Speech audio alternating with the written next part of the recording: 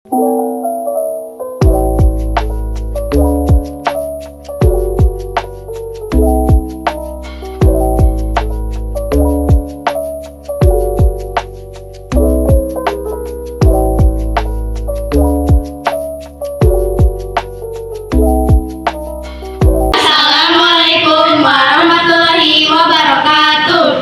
dari kelompok 3 akan menjelaskan tentang proses pembuatan minyak VCO dan metode pembuatan minyak VCO-nya. Perkenalkan, nama saya Aira Aprilia Permana. Perkenalkan, nama saya Seini Nur Cahya. Perkenalkan, nama saya Fajrin Aprilia Nurrahman. Tahap pertama, proses pembuatan minyak VCO atau virgin coconut oil. Yang pertama, parut daging kelapa yang sudah terpisah dengan kulit kelapanya. 2. Sesudah diparut, tuangkan air ke dalam kelapa. 3. Aduk kelapa yang sudah dituangkan air hingga kelapanya mengeluarkan santan. 4. Siapkan wadah yang ada tutupnya, lalu peras kelapanya ke dalam wadah itu hingga santan yang ada di kelapanya habis. 5. Aduk santan yang ada di dalam wadah dan aduk santannya menggunakan centong. 6. Aduk sekitar 10 menitan, mengaduknya ke kanan 5 menit dan ke kiri juga 5 menit. Jadi totalnya 10 menit. 7. Setelah diaduk, tutup wadahnya dan diamkan selama 1 jam. 8. Setelah didiamkan 1 jam, santan akan terpisah dari air. 9. Ambil santan yang terpisah dari air karena airnya tidak digunakan, jadi lebih baik dibuang. Proses pembuatan minyak VCO tahap 2.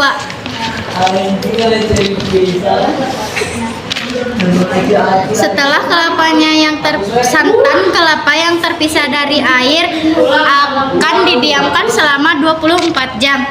Setelah didiamkan selama 24 jam, santan akan menghasilkan minyak blondo dan air yang terpisah. Minyak galendo. Ambil minyaknya dan simpan di botol bekas air jam-jam maupun botol yang lainnya.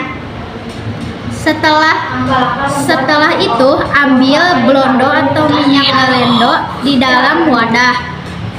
Minyak galendo akan digoreng di teflon sampai blondonya berwarna coklat. Saat digoreng, minyak galendo akan menghasilkan minyak yang berwarna kuning. Galendo dan minyak akan ditiriskan terlebih dahulu. Setelah ditiriskan, minyak akan disaring dari galendo yang menyatu. Pindahkan minyak ke dalam botol. Minyak akan menghasilkan 2 warna, yaitu warna coklat, warna bening, dan warna kuning. Minyak yang berwarna bening yaitu minyak yang bernama VCO atau virgin coconut oil.